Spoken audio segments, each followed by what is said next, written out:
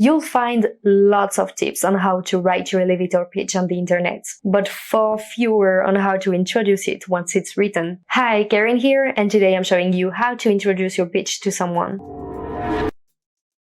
Before watching this video, the aim is for you to already know what is an elevator pitch. But just in case, I'll give you a quick introduction. You can skip to the next chapter if you already know what it is and already wrote it. An elevator pitch is a concise and powerful presentation of an idea, a project, a product, or yourself. The elevator pitch gets its name from the fact that it can be delivered during an elevator ride. Basically, imagine yourself on an elevator with someone that could change your professional life, and you have just the elevator ride to present yourself to this person. Your goal is to capture their attention and present yourself or your project in a clear and persuasive way in less than a minute. To create the best elevator pitch possible, you'll need to follow several rules. Your pitch should be between 30 seconds and a minute long. You need to convey the essentials, while avoiding technical terms that could lose your audience. To also avoid losing them, you need to be relevant, and above all, to talk about a subject that interests them. You can incorporate a story or an anecdote to be more memorable, and above all, highlight why your idea is unique or better than others. And finally, you need to end with a call to action, whether it's an exchange of contacts, an invitation to find out more, etc. So on paper, it looks simple, but in real life, just writing your pitch will take an awful amount of time, because you need to sort the important stuff from the rest.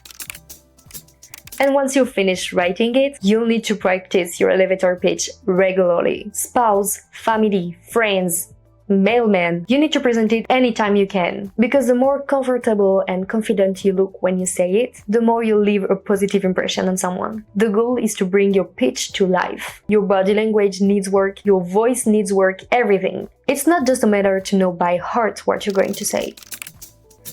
Actually, I read a book a few months ago that said, every gesture is a word. And it's so true. You need to vary your hand movements and make them accentuate what you're saying and what you're trying to express. At first, it won't feel natural, but that's why you need to practice, so that it becomes natural to say it, to feel it, to express it. If I may add a little advice, you need to adapt your gestures the same way than your voice. What I'm trying to say is that if you're talking to a small group, your hand gesture has to be small. And if you're talking to a big group or on stage, your gesture has to take more place, the same way that you will talk louder in front of a big group. If you're watching a TEDx, people use big gestures to be seen, to captivate the audience. But if they're talking backstage to only 2 or 3 people, they won't make these gestures. They will make small gestures. It's the same for you, and it's the same for the volume of your voice. In the same sense, there are gestures to avoid. If you touch your fingers too much, you play with your jewelry, with your hair, your clothes, a piece of paper, anything in your hand, or a swing from one foot to another while you're talking. These are all gestures that prove you're stressed, and you'll appear less confident. You need to train to make the gestures you only want people to see while you're presenting your elevator pitch. So by training, your brain will remember these movements and will automatically make them. It's like a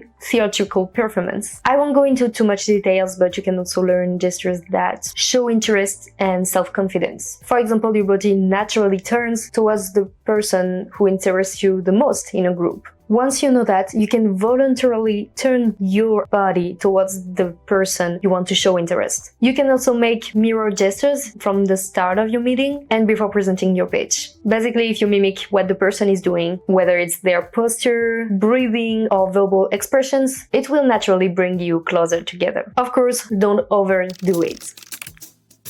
I think 2019 was the worst year of my life.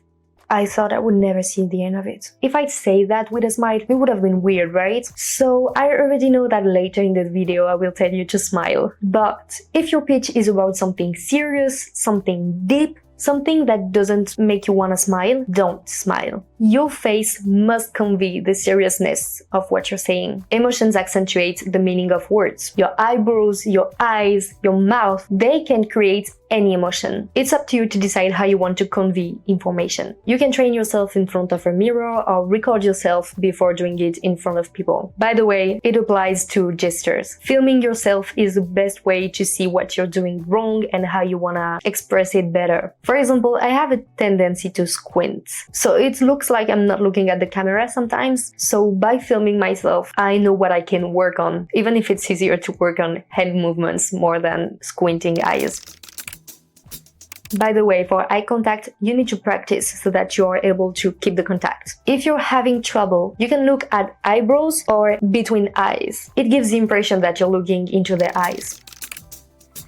Your voice needs to be energetic, natural, and audible. So it's all about tone, volume, all that kind of stuff. If you're talking about something positive, funny, you will need to use a high pitch. And if it's serious or thought-provoking, you need to go for the low pitch. You can of course vary between the two. Above all, you need to adjust the volume of your voice. If you're talking to a few people, if you're talking to a place where there's a lot of background noise, it will change everything. For this part, it's just practice. If you feel like people don't understand what you're saying or can't hear you, you need to speak louder. You also need to vary the flow. I advise you to stay under 180 words per minute, but especially to slow down when you're making an important point or when you want to make people think about what you're saying. Silences and pauses emphasize an idea, whether it's a definitive sentence or a rhetorical question. Next, we want naturalness. You have to live what you're saying rather than act it out. The best way to sound natural is to not be stressed. I know, simple on the paper and not simple in real life. So I want you to take deep breath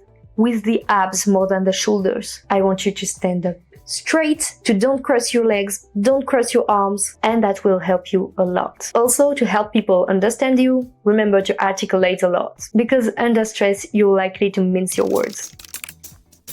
Now let's put the presentation into situation, because clearly, if you run up to your target and unpack your pitch straight away, the result won't be necessarily what you expect. First of all, under which conditions do you meet the person you want to talk to? Is it a virtual meeting? Is it a networking event? Is it just the two of you? Are they a complete stranger to you? You have to take everything into account. If we take the example of a networking event, it's the ideal place to pitch. I advise you to find out who's going there before the event and visit their LinkedIn profile to know more about them. What's more, since LinkedIn shows who visited your profile, you may have a chance that they saw you visited the profile and remember your face and name. Now, let's imagine that you're at the networking event or in front of the one you wanna talk to. First of all, remember to smile. Not all the time, but look friendly and open to discussion. If I filmed the videos without smiling a little, it wouldn't sell very well. It's exactly the same at professional events. When you smile sincerely, you come across as self-assured and you'll automatically make people smile. So if that's not your thing, you need to practice in front of a mirror, in front of your friends, in front of a camera, but you need your smile to be true, because empty smiles look really weird and creepy.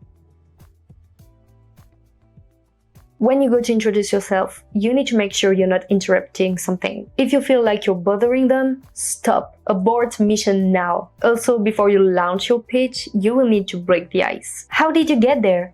It was hard to find, right? Do you often attend this kind of event? And after the person has opened up, you can ask what they do professionally. The politeness wants the person to ask you back what you're doing. And if you feel like they are a target for you, launch your pitch. The person may not ask you in return what you're doing professionally, in which case you can try different approaches. Let's say you're looking for testers on the tool you created that works on LinkedIn. You can ask them, oh, do you use LinkedIn a lot for your work? Is it something you use daily? All that kind of question. And if they answer positively, then you can launch your pitch. Actually, once you've broken the ice, you've done the biggest part. If you're talking to an investor or a CEO, they're probably used to receive a lot of requests, a lot of idea pitch. So doing small talk will really increase the chance that they listen to you from the beginning to the end. If the person seems interested in your pitch, now you just have to make a call to action. You can ask them to give you their contact so that you can recontact them after the event, tomorrow,